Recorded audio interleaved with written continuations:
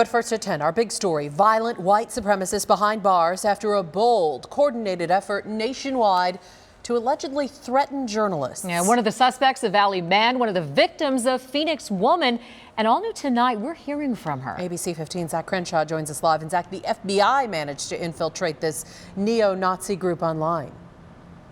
Yeah, and they managed to monitor some of these members for years. Court documents explain how the suspects, all young men in their 20s, planned to intimidate journalists, particularly Jewish journalists or ones of color. And agents were watching as these suspects went to homes in Tampa, Seattle, and Phoenix and slapped these posters on their homes. It is terrifying when you're targeted like that. This is Mala Bloomquist. I'm editor-in-chief of Arizona Jewish Life magazine. Which is why earlier this month, she found this poster on her front window. I wanted to get it off, and it was glued onto my window. Mala, who's not actually Jewish, was one of the journalists targeted by Atomwaffen, a violent white supremacist group that's been connected to murders.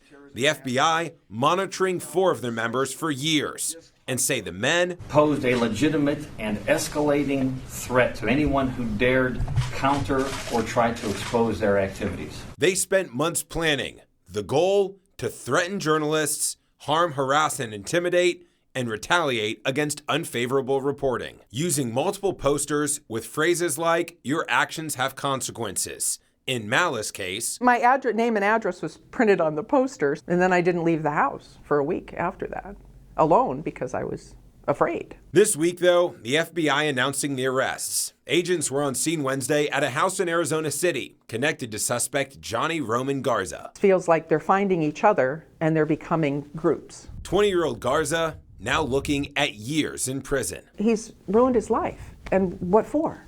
You know, for hate crime. And while the arrests are reassuring, Mala knows. Anti-Semitism, the hate crimes are on the rise, and hate is very much going on every day. Now, the FBI was clear. These guys are extremely dangerous. But court documents reveal they're also a little bit amateur. In fact, one guy said he was having trouble printing the flyers at his local library. So another member suggested he buy a $20 printer off Craigslist. And then after all these months of planning, they got the address wrong on one of the targeted journalists and ended up just hitting a random house. Live tonight, Zach Crenshaw, ABC 15, Arizona.